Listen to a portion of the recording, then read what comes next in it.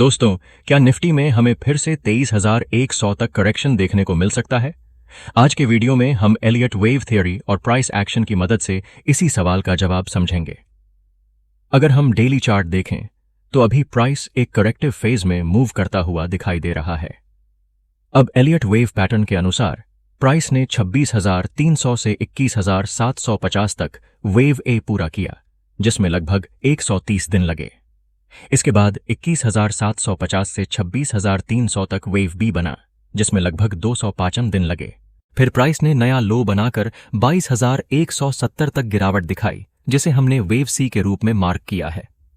लेकिन यहां ध्यान देने वाली बात यह है कि इस मूव में केवल 39 दिन लगे, जो वेव ए और वेव बी की तुलना में काफी कम है। एलियट वेव के नियमों के अनुसार कई बार वेव सी का समय वेव ए के बराबर या उससे अधिक भी हो सकता है, इसलिए अभी करेक्शन पूरी तरह समाप्त हुई है, ऐसा मानना जल्दबाजी हो सकती है। अब हायर डिग्री में हमने 26,300 से 22,170 तक की गिरावट को वेव 1 माना है, क्योंकि इसके अंदर साफ 5 वेव स्ट्रक्चर दिखाई देता है। इसके बाद प्राइस ने एबीसी करेक्शन के रूप में वेव 2 पूरा किया, जिसमें लगभग 63 दिन लगे।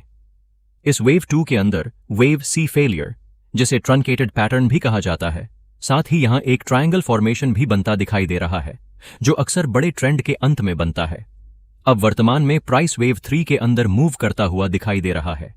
इसमें पहले स्मॉलर डिग्री का वेव 1 और वेव 2 बन चुका है, और अब प्राइस वेव 3 के अंदर मूव होता दिख रहा है। अगर वेव 3 को देखें तो वहां 5 वेव बनी है और वेव 4 में बढ़ता दिख रहा है। इस 4 वेव में हमें 23,600 से 23,900 तक एक कॉम्प्लेक्स करेक्शन देखने को मिल सकती है। लेकिन सबसे बड़ा सवाल यही है, क्या निफ्टी वास्तव में 23,100 तक आएगा? अगर हम लो पॉइंट से बी पॉइंट तक ट्रेंड लाइन बनाएं तो डेली चार्ट पर प्राइस अभी भी उसी ट्रेंड लाइन से सपोर्ट लेता हुआ दिखाई देता है। वहीं आवरली चार्ट पर प्राइस ने एक फॉल्स ब्रेकडाउन दिखाया है। अक्सर ऐसे फॉल्स ब्रेकडाउन के बाद प्राइस उसी दिशा के ट्रेंड को फॉलो करता है जहां ट्रेंड चल रहा होता है। इसके अलावा इस पूरे जोन में लगातार 4 कैंडल्स ने ब्रेकडाउन का संकेत दिया है, जिससे ट्रायंगल पैटर्न बनने की संभावना और मजबूत होती है।